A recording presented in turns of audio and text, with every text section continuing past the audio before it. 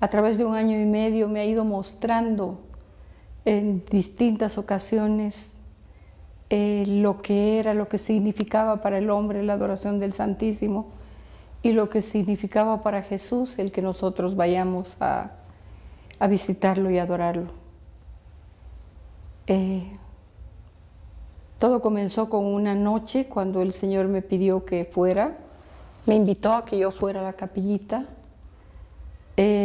Cuando yo estaba llegando a la capilla de adoración, a la iglesia, vi que había mucha luz en el lugar, en la capilla del Santísimo. Me fui acercando allá y había mucha luz. Y me pareció raro que en un lugar tan pequeño pusieran tanta luz cuando mejor se hacía la adoración con una luz media. Pero al ir acercándome al lugar, había música, era música de distintos coros, como niños, grandes, mujeres, hombres. Y como que me sobresaltó el corazón porque yo había oído en otra oportunidad esa misma música, ese mismo coro. Cuando fui acercándome, las voces se iban apagando y la capilla se iba haciendo un poco más con menos luz, con menos intensidad de luz. Cuando entré allá, pues estaba normal la capilla, era una capilla normal. Me arrodillé y enseguida el Señor me dijo que me sentara, que observara. Había un hombre de mediana edad, de unos 50 años. Él estaba arrodillado delante del Santísimo, delante de la custodia. Y Jesús en ese momento desapareció la custodia y vi a Jesús que se acercó al hombre y lo abrazó y le dio un beso aquí, en la mejilla. Jesús.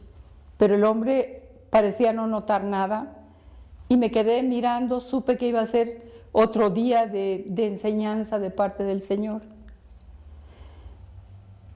El hombre estaba rezando, él rezaba, y Jesús, sentado delante de él en un trono muy hermoso, lo escuchaba atentamente. Como que él escuchaba lo que el hombre estaba diciéndole. Y Jesús hacía así, miraba al cielo como intercediendo por el hombre, diciéndole al Padre, seguramente escúchalo. Luego Jesús lo bendijo y desapareció la visión. Y yo en ese momento me puse a pensar qué grande es el saber que Él está esperándonos y escuchándonos. Él está allí para escucharnos, para recibir nuestras oraciones. Y Él intercede, Él intercedió ante Dios para que escuche las oraciones del Padre y las oraciones de aquel hombre que estaba. Un momento después o un día después en otra adoración, en ese momento el Señor me dijo que mirara yo hacia la capilla grande y en la capilla grande había un momento de adoración de otro día, era una visión que me mostraba el Señor y había mucha gente que pasaba delante del Santísimo mascando chicle, con caramelos en la boca, conversando, agarrándose de las manos, mujeres con escotes muy grandes, con la falda corta, vestidos inadecuadamente para estar en la presencia de Dios. Y yo vi la tristeza en la cara de Jesús, por la falta de respeto ante la dignidad de Dios. Y yo me acuerdo que en ese momento sentí lástima, sentí pena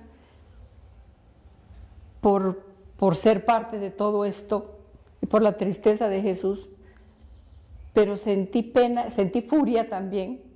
Yo estaba molesta porque veía cómo a veces los hombres y las mujeres nos arreglamos para ir a un encuentro con un dignatario de Estado, para ir a un encuentro con un personaje, para ir a una fiesta muy bien vestidos, adecuadamente vestidos. Pero no nos vestimos adecuadamente las mujeres para ir al templo.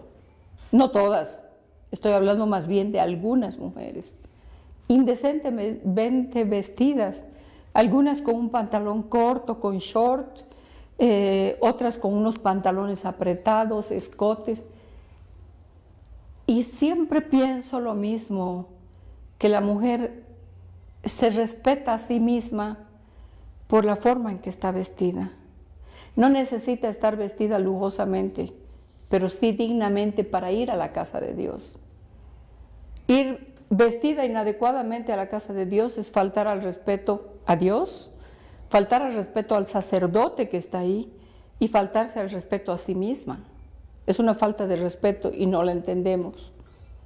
Inclusive ese día habían muchachas jóvenes, mujeres jóvenes, que estaban mejor vestidas que mujeres más grandes de 40, 45 años. Sus hijas iban mejor vestidas que ellas. Luego en otro lugar de la capilla, de la iglesia grande, habían parejitas de enamorados, y el Santísimo expuesto ahí, el Señor expuesto, sin ningún respeto. Y pedí perdón al Señor porque me daba vergüenza. Decía yo, si realmente nosotros estuviésemos conscientes de la presencia de Dios ahí. En una otra oportunidad, cuando yo estaba ahí en presencia del Señor en adoración, vi como una persona que se acercaba para ir a adoración del Santísimo iba custodiada por 4 ángeles, eran 3 ángeles vestidos como de plateado, uno a cada lado y otro atrás. Y delante iba un ángel con mucha luz dorada. Y yo no sé quiénes eran los 3 ángeles que eran compañía, pero sé que el ángel que estaba con luz dorada era el ángel de la guarda. Jesús dijo, cuando ustedes vienen aquí a visitarme, los ángeles los invitan, ellos los custodian. Porque en el momento que nosotros vamos a ir a adoración, a mucha gente le ocurre que hay problemas. El demonio está dando vueltas para evitar que nosotros vayamos a adorar al Santísimo Sacramento. Y nos pone problemas, un problema en la casa, otro en la calle, cosas para impedir que nosotros lleguemos allá, por todas las gracias que recibimos. Las veces que yo he entrado a esa capilla del Santísimo, la luz que se desprendía de la custodia irradiaba así en todo el lugar, bañando a toda la gente. La gracia de Dios derramándose. Y en una otra oportunidad se me permitió ver cómo de capilla en capilla estaban 2 iglesias cerca la una de la otra.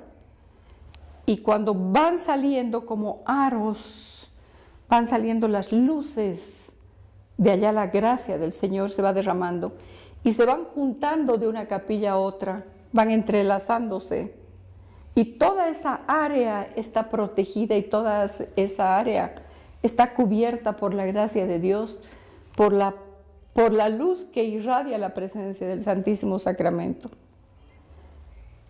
Y el lugar donde yo vivo, en Mérida, Yucatán, tiene la gracia de que hay muchas capillas de adoración perpetua del Santísimo Sacramento. Tal vez por eso es el lugar más protegido en México, tal vez, el lugar donde menos violencia y donde menos cosas feas se ven. Y debe ser seguramente porque hay muchas capillas de adoración del Santísimo. En una oportunidad el Señor me pidió como a las 3, 4 de la mañana desperté yo y con una visión muy fuerte me senté en la cama y pude ver cómo gente que entraba, pero eran como sombras oscuras, gente mala, que entraban a la capilla, rompían el sagrario, sacaban las hostias de ahí, se las llevaban y hacían barbaridades con las hostias, barbaridades. Ni quiero mencionar, no quisiera, porque por no dar idea a los satánicos de todas las barbaridades que hacen. Pero fue un dolor tan grande para mí. Yo me acuerdo que esa noche empecé a llorar a sollozos, pidiéndole a Jesús que así como Él tiene el poder de hacerse presente en el sacramento de la Eucaristía, pues que Él salga de allá para que no permita que hagan tantas barbaridades con su cuerpo, su sangre, su alma y su divinidad. Le pedía, Señor, sal de esas hostias, no permitas que hagan eso. Yo me puse a llorar mucho, pero al momento yo sabía que junto conmigo habían otras voces que estaban llorando igual. Éramos muchas personas las que llorábamos, y sobre todo había un sollozo muy delgado, que yo supe inmediatamente por una gracia de Dios que era la Virgen Santísima quien lloraba junto conmigo. Y hasta los sollozos del Señor, de Jesús. O sea, un dolor tremendo, tremendo de ver todo eso que estaba pasando. Yo esa noche lloré mucho, me vestí, me fui a hacer la visita al Santísimo Sacramento para reparar aquello. Y me puse a pensar la culpa laica, sentí la culpa de los laicos, de nosotros, la Iglesia, pero el pueblo laico. Porque si verdaderamente todos los católicos creyésemos firmemente que Jesús está vivo en la Eucaristía, nosotros los laicos deberíamos estar haciendo guardia en todas las iglesias para evitar que estos malditos pues hagan todo lo que hacen con el cuerpo sacrosanto de Jesús. Pero como que se nos borra todo, tenemos flojera, no tenemos ganas de ir a hacer adoración un día, una hora al día, no voy a decir diariamente. Si una parroquia se organiza, lo menos que tiene son 30, 40 personas que van a hacer la adoración al Santísimo. ¿Cuánto le toca a una persona por semana o por mes? Una hora tal vez. Y no podemos ir a adorar al Santísimo y nos perdemos todas las gracias que hay en la adoración del Santísimo. Una noche pude ver yo, cuando entré, eran 3 tronos juntos. Era un solo trono grande, un lugar majestuoso, pero con 3 tronos juntos. Tenía muchas piedras preciosas de colores. Era como si el trono aquel tuviera luz propia, pero de distintos colores. Y ahí vi a 3 Jesús, 3 personas Jesús, con la cara de Jesús, los 3 completamente iguales. Eran 3 distintos, pero eran iguales los 3. Uno estaba vestido de blanco, otro estaba vestido de dorado y el otro estaba vestido de rojo. Y entonces supe que el que estaba vestido de blanco era el Padre. Era la forma, el Padre no tiene cara, porque es espíritu. El Espíritu Santo tampoco. Pero al ser 3 personas, Jesús lo que quería era mostrarme que eran 3 personas iguales y un mismo Dios. Entonces, ¿qué sucede? Uno estaba vestido de blanco, que yo vi que podía ser el Padre. El otro estaba vestido de dorado, todo dorado, con una corona muy hermosa encima, que era Jesús. Y el otro estaba vestido de rojo, el Espíritu Santo. Y fue una visión de un momento y me sentí sobrecogida ahí, me postré en el suelo y dije, qué grande es Dios para querer mostrar a una criatura miserable como yo, a una pobre criatura, mostrarle aquello tan grande para que yo pudiera sacudir al pueblo de Dios y decirle que cuando nosotros vamos a hacer adoración, no solamente estamos adorando a Jesús, que ya es mucho, porque Él es Dios, sino la Santísima Trinidad, porque donde está el uno están los tres, que no pueden separarse.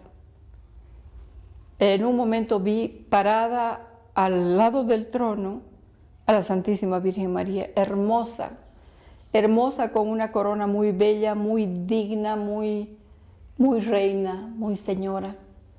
A su lado había un señor que estaba con un rostro muy bondadoso, muy dulce, muy protegedor. Y inmediatamente yo supe que era la Virgen Santísima y San José. Detrás del trono habían muchos hombres, muchas personas. Yo no he llegado a contar los cuantos. Yo supongo después, es una apreciación mía, que pudieron ser los primeros apóstoles y los profetas del Señor. Pero delante del trono había un altar. Al mismo tiempo estaba la custodia y habían dos ángeles de rodillas a los dos lados. Yo allí entendí que el Señor muestra a los ángeles, nos muestra a los ángeles, nos habla de los ángeles y nosotros anhelamos ver los ángeles porque son parte del cielo. Pero no nos damos cuenta que cuando estamos en adoración es el cielo mismo el que está allí en adoración. Porque igual que en la Santa Misa he visto a un lado todos los santos y bienaventurados, miles de personas que están en el cielo y al otro lado millones de ángeles. Cuando uno está en adoración está el cielo entero delante de nosotros. Es el cielo que está ahí y nosotros buscamos placeres en cualquier parte. Buscamos aventuras de ir a buscar a Dios, muchas veces cantando en alguna secta, muchas veces escuchando una prédica bonita en otra secta. Y yo no dudo que hay gente que está inspirada por Dios, pero si nosotros queremos vivir ese momento, ese precielo, ese anticipo del cielo que tenemos, con la presencia de Dios, pues ahí lo tenemos en adoración. Él está ahí esperando por nosotros. Y nosotros organizamos todo nuestro tiempo, pero no tenemos una hora para ir a visitar a Jesús. A Él le encanta que nosotros vayamos a visitarlo. Jesús está esperándonos allá. Pero a quien le hace bien ir a visitar a Jesús es a nosotros. Nosotros necesitamos visitarlo. Necesitamos tener las gracias que se reciben de esa presencia fuerte de Dios. Y en el único lugar donde lo vamos a encontrar verdaderamente es ahí, en la Sagrada Hostia, en la Eucaristía. Ahí es donde está Él esperándonos. Un día vi a un amigo nuestro que estaba rezando ahí frente al Santísimo Sacramento. Él había estado en la tarde ahí. Y de pronto veo en visión, estoy mirándolo al hombre, pero veo un auto corriendo a toda velocidad, un coche, que choca contra una roca, contra una piedra grande, y luego el poste, y el auto se destroza. Y veo un personaje que abre la puerta del auto, y me doy cuenta que es un ángel. Él está vestido con una túnica blanca, y él abre la puerta del auto, y el muchacho que estaba ahí dentro del auto sale medio mareado, medio así. Y entonces se acerca la gente a verlo, a ayudarlo, en fin. Pero él no tenía absolutamente ningún rasguño. Nada, nada, nada, él no tenía nada. No estaba herido, estaba perfectamente bien, lo único el golpe que había recibido. Pero el papá estaba rezando ante el Santísimo Sacramento horas antes. Entonces pude entender la gracia de Dios, de que el Padre está rezando por ellos ahí. Uno va a rezar frente al Santísimo y tiene la protección para toda su familia. Si a ese muchacho no le pasó nada malo, seguramente fue porque el papá estuvo encomendando y rezando por ellos frente al Santísimo ese día. Luego la gracia entre parroquia y parroquia, la protección para toda la comunidad. Dijo un día el Señor, el primer día que yo fui a hacer adoración, esa noche primera que fui a hacer adoración, dijo el Señor, pidan por el sacerdote que ha hecho posible este momento, que ha consagrado esta hostia para que pueda haber este encuentro entre ustedes y yo. Pidan por él. Pidan por el sacerdote que ha abierto las puertas de la parroquia para que pueda ser posible la adoración perpetua, la adoración.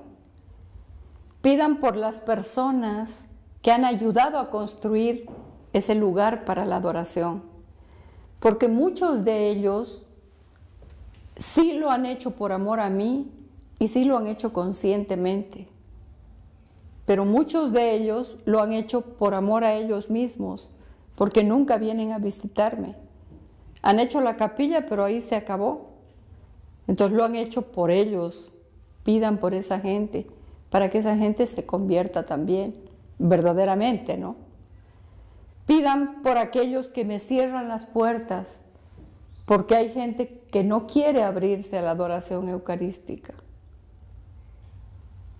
Y es una pena porque es como si Jesús estuviera abriéndonos una puerta para entrar a verlo. Y nosotros le decimos, sabes que no tengo tiempo, no puedo ahora. Y cerramos la puerta. O alguna vez ha ocurrido, Dios quiera que nunca más, algún sacerdote que se le ha pedido tener la adoración perpetua en la parroquia y ha dicho, no tengo tiempo para eso. Igual, está cerrando la puerta de encuentro entre los hombres y Dios. Entonces, cuando nosotros vamos a adoración del Santísimo, estamos acompañados no solamente por todo esto, sino es mucho más allá. Estamos acompañados por los coros de ángeles que hay en el cielo. Yo tuve una experiencia una vez, no podía ir a la adoración del Santísimo y en la casa me puse desde la casa a adorar al Señor. Cuando estoy enferma o cuando no puedo hacerlo o estoy en cama. Y así le enseño también a mucha gente. Desde el lugar donde yo estoy, empiezo a adorar al Señor. Traigo a mi memoria tal sagrario, tal capilla, tal iglesia, y me ubico ahí con el corazón a los pies del tabernáculo y empiezo a hacer adoración y alabar al Señor.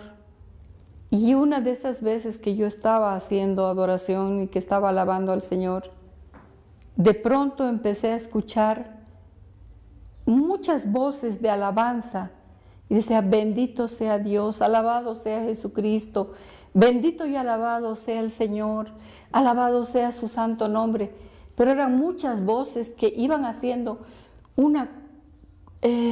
no tal vez melodía, sino más bien una oración continua, perpetua, continua.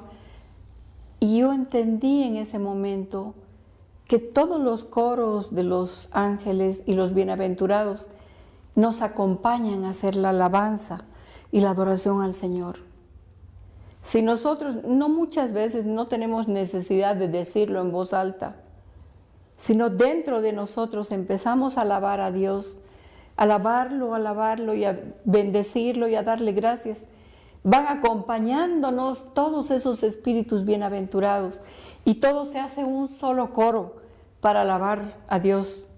Pero no solo eso, sino toda la creación se une toda la naturaleza para alabar a Dios junto con nosotros. Tal vez me es un poco difícil el explicar esto, pero son momentos en que los árboles, las plantas, los animales, todo entra, porque el Señor le ha dado poder al hombre sobre todos los animales y todas las plantas y sobre todo el universo, o sea, toda la tierra. Nos ha dado poder el Señor. Y si nosotros, con ese poder que nos ha dado Dios, pedimos y decimos plantas y árboles y peces y aves, alaben al Señor y bendigan al Señor, pues en obediencia están alabando al Señor. Lo hacen, verdaderamente lo hacen. Nosotros tenemos la autoridad para decir que lo hagan y se unen en nuestra alabanza y en nuestra adoración. Habíamos tenido una misa y en la misa, después de la comunión, me quedé rezando, pidiéndole al Señor y de pronto tengo una visión, todo desaparece delante mío y veo un campo muy hermoso, muy lindo, con un lago, árboles, muy bello todo. Pero había un lugar en medio de todo este campo que era muy feo, terreno pantanoso, sucio, lleno de espinas, malo, ¿no? Y veo una ovejita que estaba por ahí, metida en medio, toda herida, sangrando, lloraba, le chorreaban las lágrimas, temblando, que lloraba mucho y no podía salir. Y cuanto más quería salir, más se enredaba en todo. Veo una mujer que se va acercando con los brazos tendidos para la ovejita y me doy cuenta, la veo de atrás y puedo reconocer que es la Virgen María. Está vestida como ella suele estar. Veo que ella se acerca, estira las manos a la ovejita trata de salir pero se enreda más y no sabe si va a escapar de ella o si se va a acercar a ella y se lastima mucho más. Y en eso veo que la mujer mira hacia allá, hacia el horizonte, como buscando algo, porque no podía sacar a esta criatura. Y veo luego acercarse un hombre muy guapo, muy hermoso, fuerte, con la piel bronceada, con las manos remangadas y con un báculo, y veo que es Jesús, reconozco que es Jesús. Se acerca a él y la mujer desaparece. Entonces veo a él que mira a la ovejita y entra decidido para rescatar. Y las espinas iban creciendo, iban arañando las piernas y la túnica de Jesús.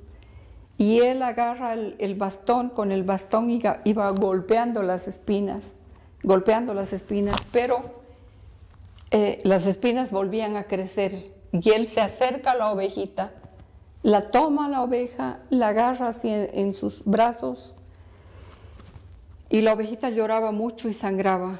Y Jesús empieza a besar a la ovejita. En cada lugar donde tenía una herida la ovejita, Jesús la besaba y le caían las lágrimas a Jesús. Lloraba junto con la ovejita. Donde caía una lágrima de Jesús o donde él ponía la boca para besar a la ovejita, se cerraba la herida, se sanaba, y va sanando y la va acariciando y se va sanando la ovejita y él sale de ahí, de ese lugar, con la oveja. Al poco momento, al rato después, veo que la ovejita está sentada, así sentada sobre sus patitas, apoyada, mirando a Jesús, Jesús sentado en una piedra, en una roca grande, y él está hablándole a la ovejita. Y la ovejita muy atenta lo escucha y lo escucha y lo escucha. Parece complacida escuchándolo y Jesús también complacido hablándole. De pronto oigo otro balido, ve, ve, otra ovejita sufriente, dolida. Jesús se para, va para ir a sacarla, Pero esta ovejita corre por delante de Jesús y va acompañándolo a Jesús, va por delante y se mete, sin esperar dirección, se mete allá y va y empieza a jalar a la otra ovejita hacia Jesús. Jesús entra nuevamente, toma la otra ovejita y vuelve en lo mismo. Pero esta ovejita feliz corría así buscando uno y otro. Y entonces en ese momento Jesús me dijo, ya tienes el tema para hablar, esa ovejita eres tú. Esa fue mi conversión, ese fue mi camino. Y es el camino de muchos.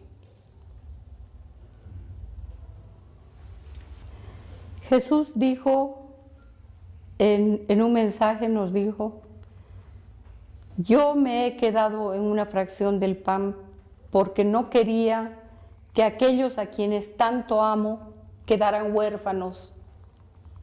Al morir Jesús, al irse al cielo, no quería que nosotros nos quedáramos huérfanos.